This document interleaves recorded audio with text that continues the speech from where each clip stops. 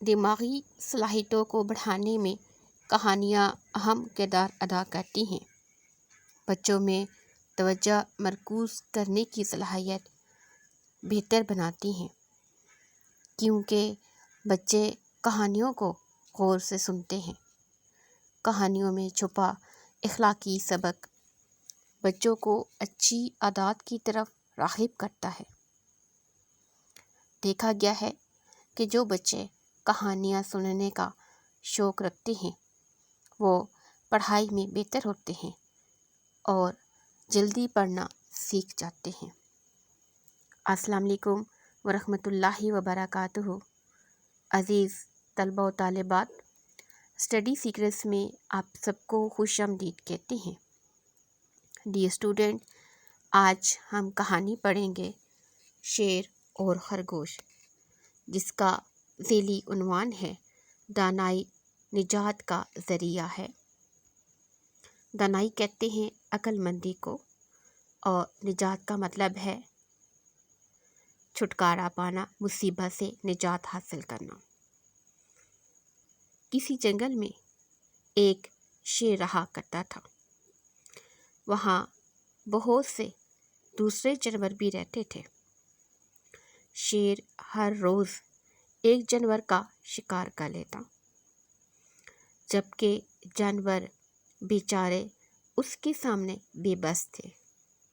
بے بس سے مراد مجبور، لاچار۔ جانوروں نے آپس میں مشورہ کیا مراد بات چیت کی کہ شیر سے نجات حاصل کی جائے۔ نجات حاصل کرنا مراد چھٹکارا پانا۔ وہ اکٹھے ہو کر شیر کے پاس حاضر ہوئے۔ شیر سے معاہدہ ہوا۔ معاہدہ کہتے ہیں عہد نامہ کو، اقرار کو، جو دو یا دو سے زیادہ لوگوں کے درمیان کام کرنے یا نہ کرنے کی وجہ سے طے ہوتا ہے کہ وہ حملہ نہ کرے۔ یہاں پر معاہدہ شیر اور جنگل کے باقی جانوروں کے درمیان ہوا تھا۔ اسے روزانہ اس کی خوراک پہنچ جایا کرے گی۔ شیر مان گیا، مراد تسلیم کر لیا۔ جس کی باری آتی شیر کے پاس چلا جاتا۔ آخر کار ایک دن خرگوش کی باری آئی۔ خرگوش نے جانے سے انکار کیا۔ جانوروں کے کہنے پر خرگوش چل پڑا، لیکن راستے میں وہ سوچتا رہا کہ شیر سے نجات کیسے حاصل ہو سکتی ہے۔ وہ شیر کے پاس پہنچا۔ شیر اس چھوٹے سے جانور کو دیکھ کر سخت غصے میں آ گیا۔ اس نے کہا، تیرے جیسے چھوٹے جانور سے میرا کیا بنے گا؟ خرگوش نے کہا، جنگل کے بادشاہ، ہم دو خرگوش آپ کے پاس آ رہے تھے کہ ایک اور شیر ملا۔ اس نے ہم دونوں پر حملہ کیا اور ایک کو مار ڈالا، جبکہ میں جان بچا کر آ نکلا ہوں اور حاضر خدمت ہوں۔ شیر کو غصہ آیا۔ اس نے خرگوش سے کہا، چل بتا، وہ شیر کہاں ہے؟ خرگوش شیر کو ساتھ لے کر ایک کنویں پر آیا۔ شیر سے کہا، یہاں وہ شیر میرے ساتھی کو کھا رہا ہے۔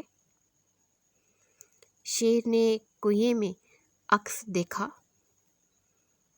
عکس سے مراد اپنا سایہ دیکھا کہ ایک شیر ہے۔